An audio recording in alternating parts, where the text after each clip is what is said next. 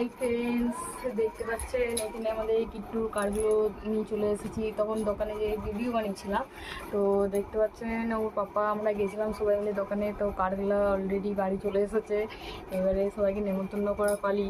তো আপনাদেরকে দেখিয়ে দিই আগে কার্ডগুলো কেমন হয়েছে। এখানে দেখতে পাচ্ছেন, এখানে ওপেন করে দেখাচ্ছি। এই যে দেখুন কার্ডগুলো,